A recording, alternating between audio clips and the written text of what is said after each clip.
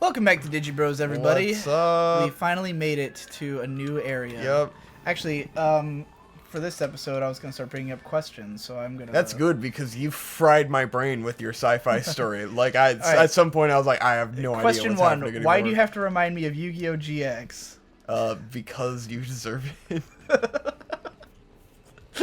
Yeah. I expected you to just break out into the song at the mere thought. Game on. All right. Get your game on. Okay. You gotta play your cards right. Jesus, there's just so much. This game really feels like a survival. There's always more horror, comments like a than I Resident think there Evil are. game when I'm playing a ranger, because I have to just run away and turn around and shoot. It's really clunky. The shooting is And they just slowly slow. walk at you, and you're like, no, no, no, no, no, no, no, no, no.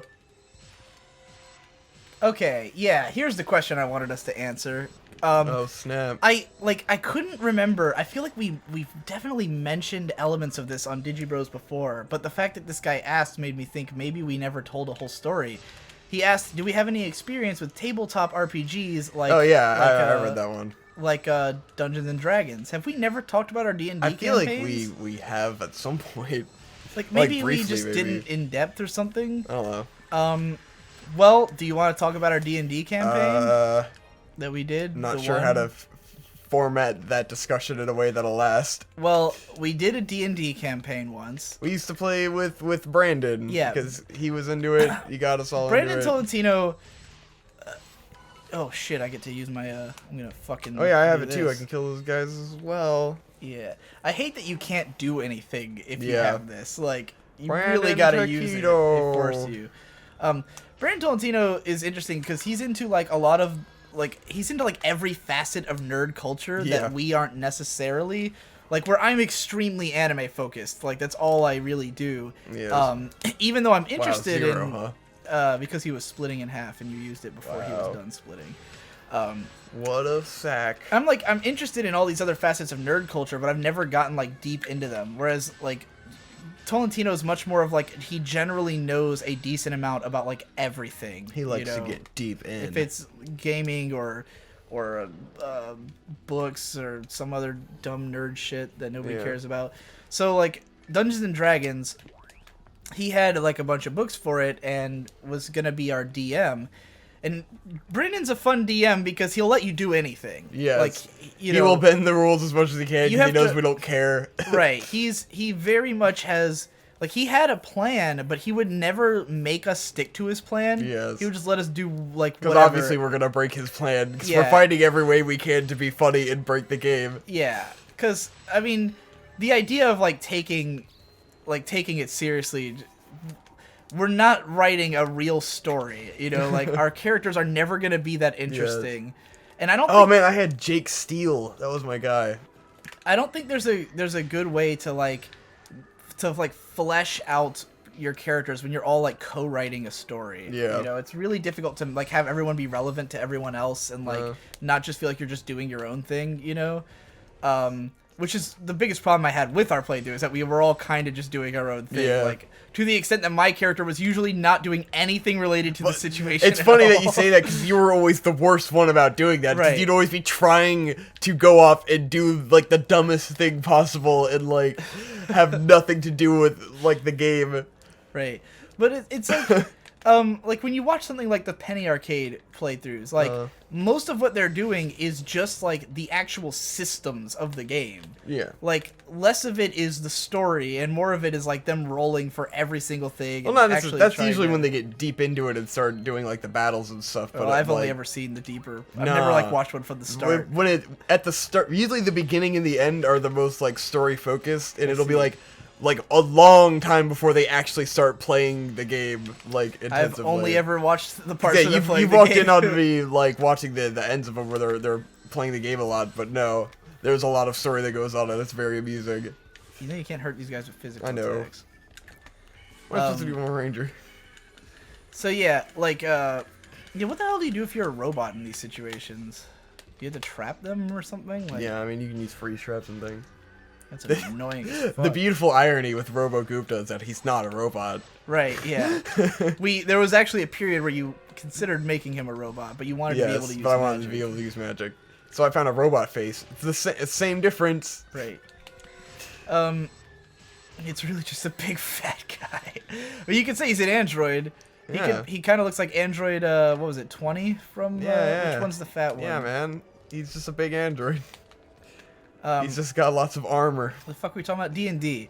Yeah, I completely forgot we were talking about that. Yep. Like, in an instant. I might be getting a little drunk. Probably. But it hasn't really, I don't really feel drunk. My eyes just hurt a lot. Okay. My eyes feel very dry. I feel like there's a wind current hitting me. Anyway, Brandon ran our D&D campaign. It was pretty much chaos. We had some funny games, yeah. We had some good stuff. I started off, my character was named Nigga Rafiki, and I started off completely naked because I spent all my money on booze. I bought 5,000 bottles of ale. I thought it was 100. No, it was 5,000. Because I was able to... You threw them at lots of things. You were I was going to have ale forever. I was never going to run out. Because I found out how cheap it was, and we started off with like a lot of gold, and I was like, I could just buy enough ale to last me forever. So every solution I had was to throw ale at stuff. Like I fought by throwing ale. I fucking would drink ale to heal or to do stuff. I would throw, at one point I threw ale at a door so that it would be easier to light on fire so we could get through a locked door. Just all kinds of shit like that. Or I'd throw it at an enemy and it would splash onto the enemy. And Brandon's very good at coming up with like an effect for whatever cause you can come up with. Like, I throw ale at something and he has a unique way that ale affected it. The only fucking dungeon I remember is the one you did. Yeah, which was My Dick Temple. My Dick Temple, where I got a giant pink dildo. Yes. And like I think I smacked enemies and like they shat out their insides or some stupid shit. Because basically after a few sessions, because it was so off the rails, Brandon was just trying to he would often just let us get pretty powerful weapons so that we would be powerful enough to actually do something in the story. I remember that there was someone named Mufasa, and he was like a crime boss who had thrown me on the side of the road. Because my character, I can't remember. My character's entire personality was that he would go off into the woods, play with animals, and sing the Circle of Life. He was always belting the Circle of Life. And that was you were quite obnoxious. His whole thing. And so fucking stupid. So there was this crime boss Mufasa, and I don't remember why. Brandon tried to make a narrative out of it, but we would never progress the narrative enough for it to start making sense. I think he had it a lot more fleshed out in his head than what we ever experienced. But each of us drew our own temples. Or because we got these giant papers and we drew our own maps, and so we would each DM our own dungeon. I remember that Shade, who at this time was probably 14 or 15, his would be it was all about secrets that only he knew, but they were never intuitively placed. Because it would be oh, this could be a secret or a trap, but you have to find the secret to continue, and you'd be well, I'm not going to fucking click on everything if some of it's traps, very difficult to, figure out his intentions without him telling you, Mine, I actually drew one that we never used because it was, an entire board game. I came up with one that was the Scarlet Devil Mansion, where the boss was going to be literally my Remelius Scarlet figure, sitting at the top of this dungeon. But this one was extensively planned, where almost every square in the dungeon, if you stepped on it, I drew a card, and there were cards that would tell you what each situation was going to be. And you were determined to make D&D a completely different game. Yeah.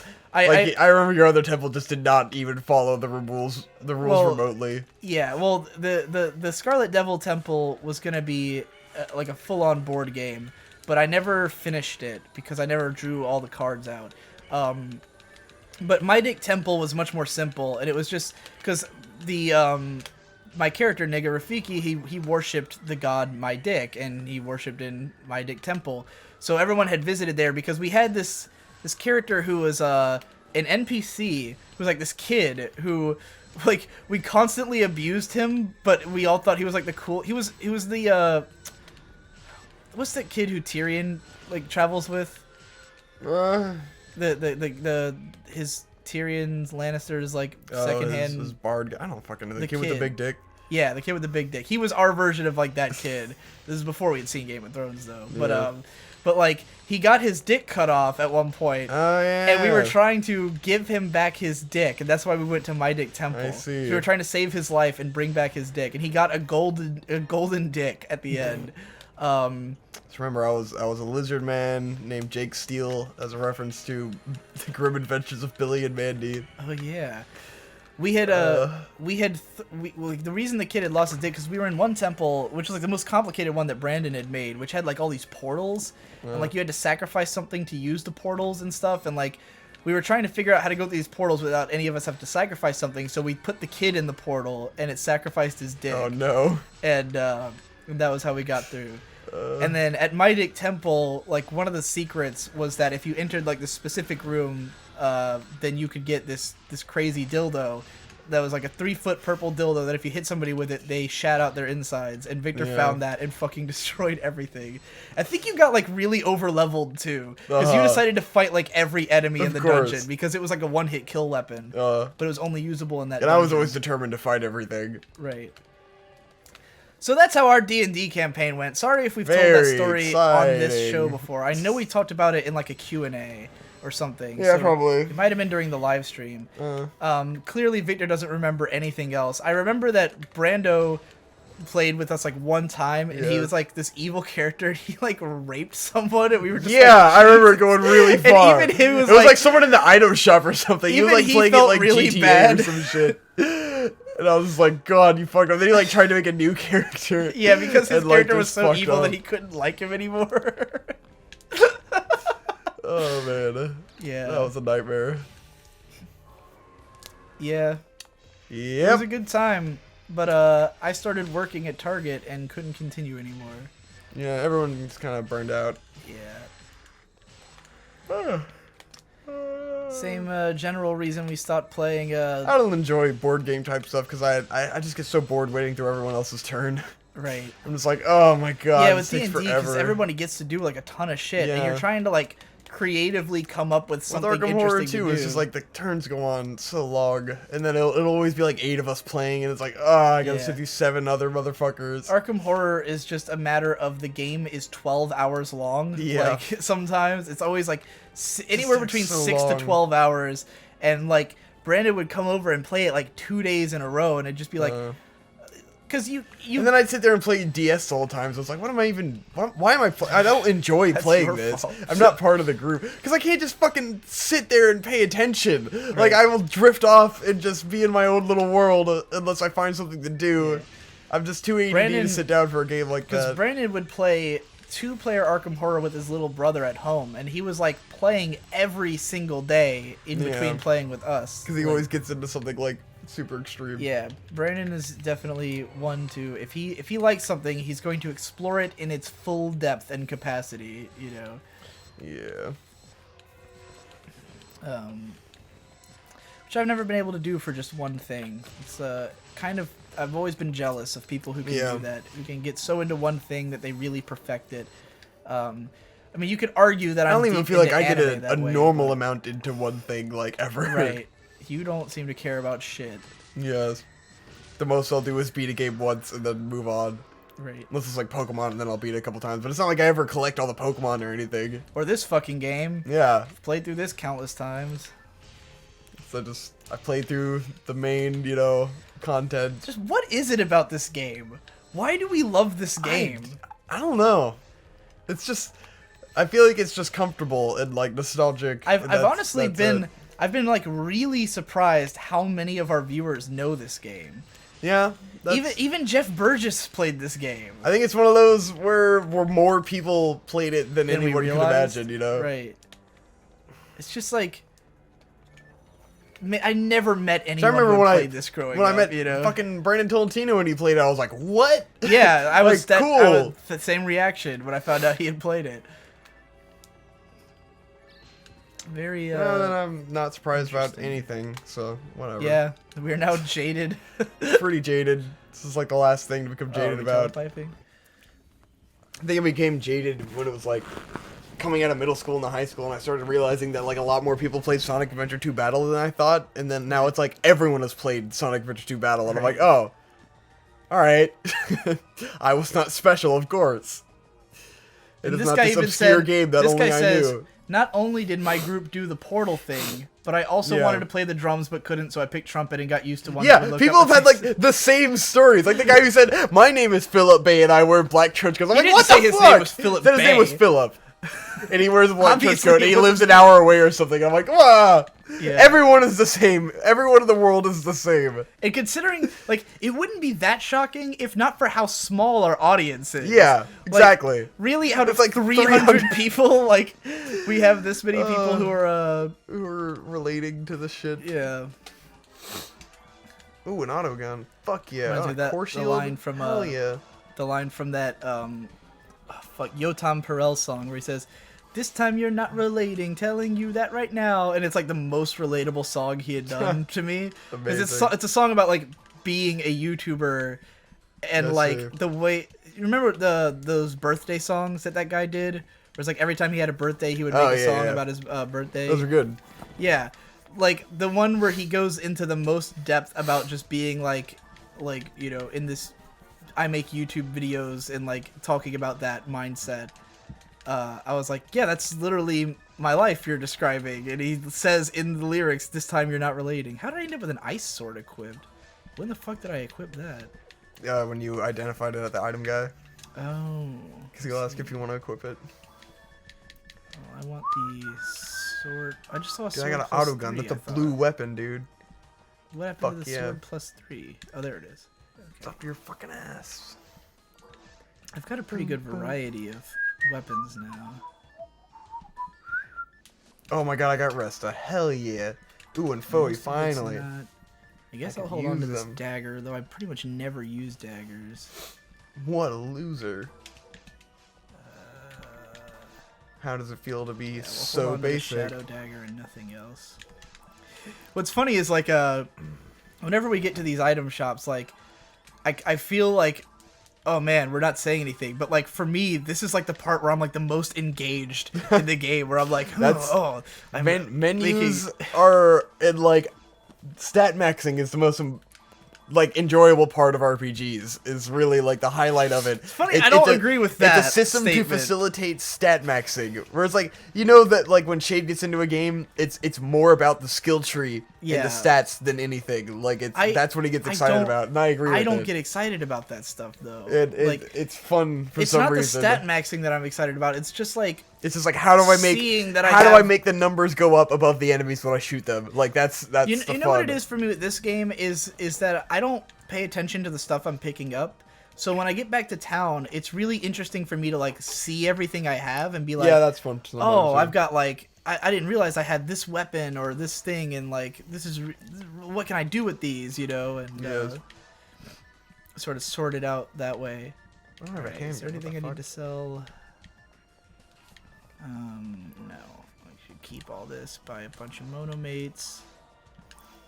Can't believe I'm still full healing on monomates at like level 12. It's really impressive. Yeah. Feed my mag. Cool. It's I'm a big fan of home bases in video games. Yeah. That's one of my favorite things for a game to have, is a home base. Because Really? yeah, because it's meditative. You come back somewhere that you Yeah. feel comfortable. And then you go, yeah.